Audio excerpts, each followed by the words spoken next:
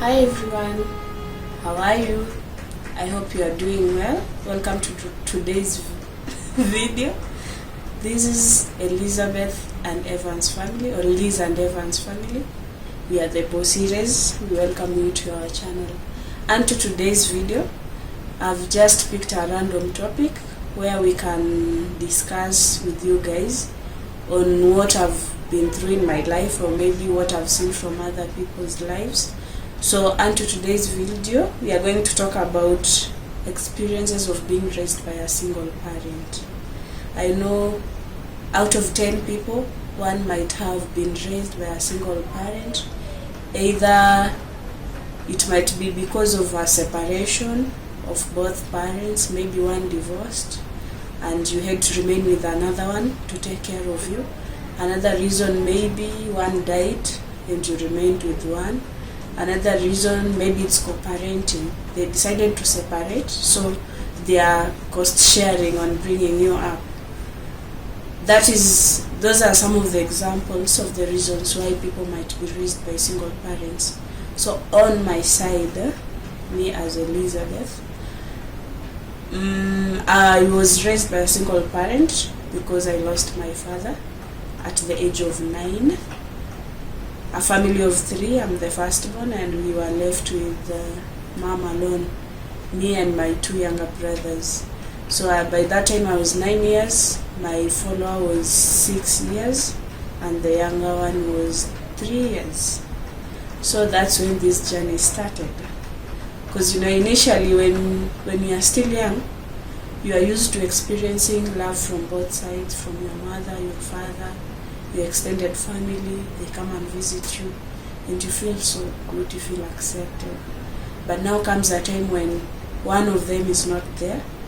You have questions in your head and you have no one to answer you, or maybe the answers you are being given are not satisfying you. So as a young child, it's so hard for you to understand what death is or where your dad went. Because I remember for my case, I used to go to the grave and call him because I was his favorite daughter. In fact, he used to call me baby. I was that baby for him. So it was so hard for me to understand, like, this man is no longer there. He'll never come back. He's gone for good. And I have to live without him. So life began and we had to live without him and to move on. So it was so hard. As for me, being that I was too much connected to him, it was a very big gap on my side. So coping up was not that easy. I can say maybe I was depressed. Watoto walikuwa depressed? Oh yeah, something of the sort, because sometimes I could get angry, naenda kwa kaburi nalia, namuita, taitiki.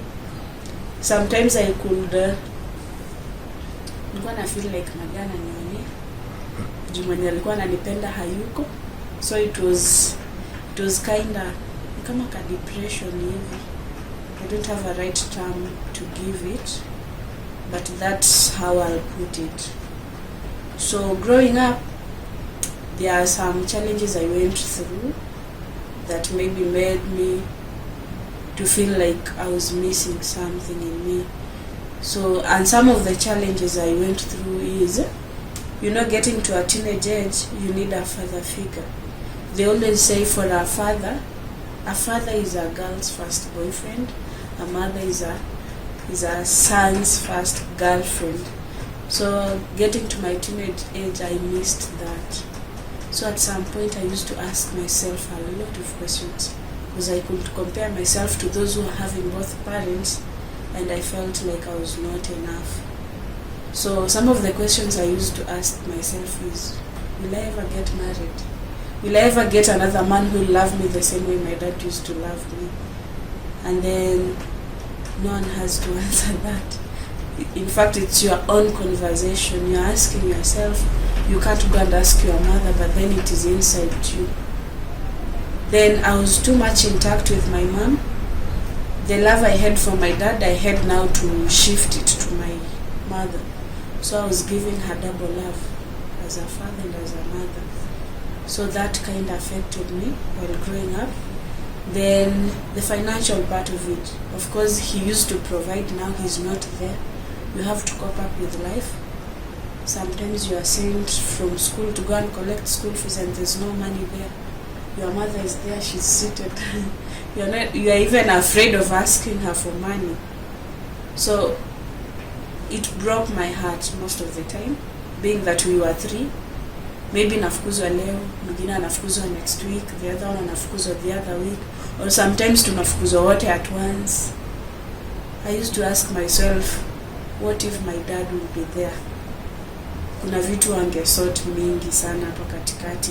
Because unaenda shule unapata like mwenye baba yake yako na maybe amefukuzwa shule, the dad anamleta shule anaongea na headmaster.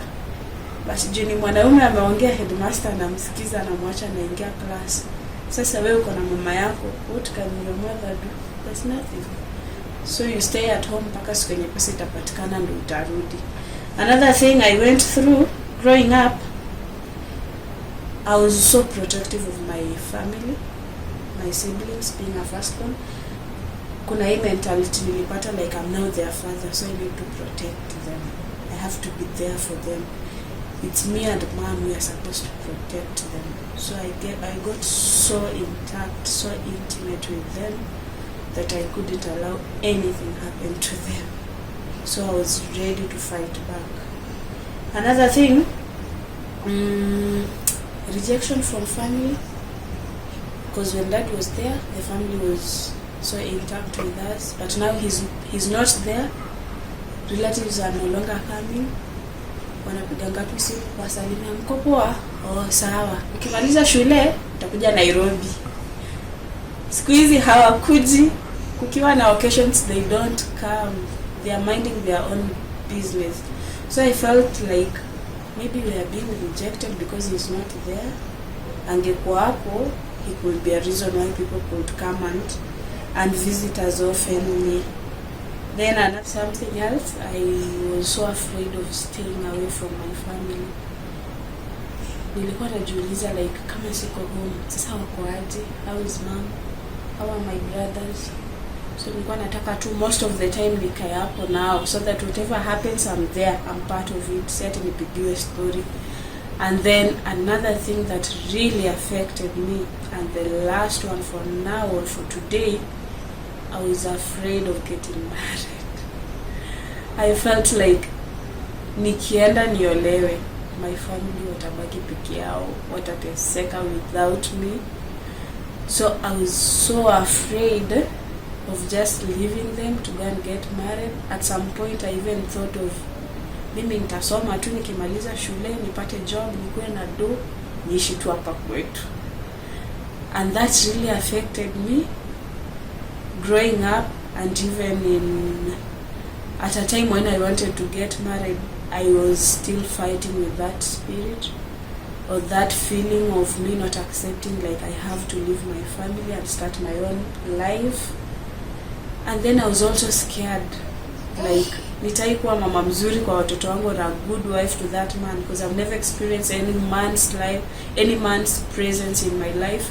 I don't know how a woman is supposed to handle a man, because I used to see my mother alone. She only used to take care of us. So I was scared, nikiolewa, will I be able to take care of my husband, of my children? Will I be able to fit in to be somebody's daughter-in-law? Like now for a father-in-law, how will I relate with him?